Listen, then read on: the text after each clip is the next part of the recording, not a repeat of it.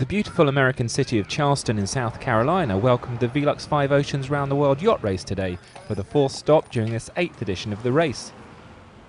This is the third time that South Carolina's largest city has been home to sailing's toughest solo race. As well as a long and illustrious colonial past, Charleston also has a rich maritime history and is a fitting setting as host port for the Velux 5 Oceans. And rather appropriately, it was American skipper and resident of Charleston, Brad Van Liew, who entered the waters off the east coast of the USA first to clinch victory in Ocean Sprint 4. The 43-year-old had been at sea for 23 days since leaving Punta del Este in Uruguay on the 27th of March. Van Liew had experienced frustratingly unpredictable weather systems and extreme fatigue on the grueling 5,700 nautical mile journey from South America. And amazingly, on one occasion, the former commercial pilot was knocked flat and left in severe pain after being hit by a large flying fish just a few days into Ocean Sprint 4.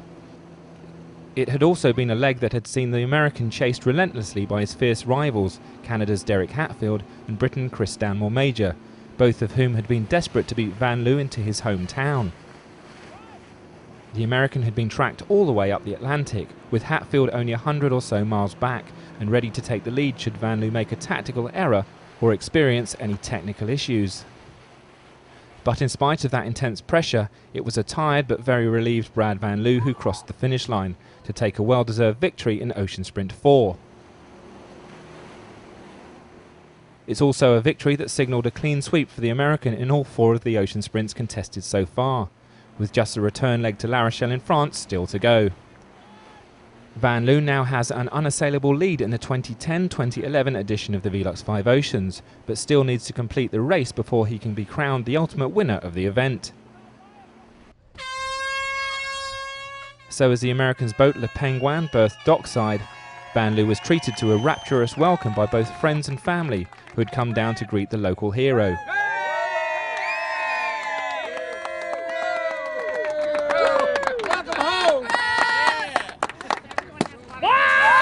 It was champagne once again for the race winner and a chance to reflect on what had been another exemplary display of solo sailing. It was a heck of a leg. Derek really put it down hard and laid it down in a real way, and it was a real boat race all the way to the finish, and Chris has got Derek spooked and Derek had me spooked, and we were just wide open all the way here. But this is the 4th one of these that I won, and it's the only one that matters! Yeah!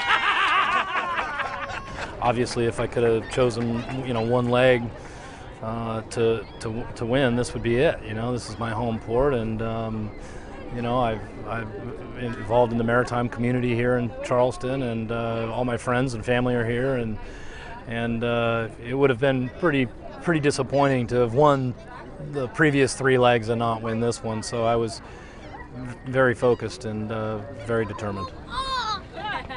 For Van Liew, there was also the added pleasure of being welcomed home by his wife Megan and 2 children, who were understandably very glad to see their father once again.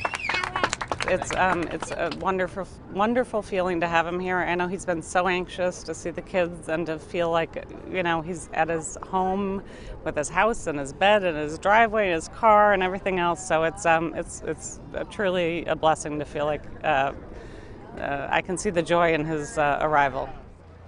With Brad Van Liew safely back in port and occupying the top spot on the podium, Canadian Derek Hatfield and British skipper Chris Stanmore Major are both expected to arrive in Charleston within the next 48 hours.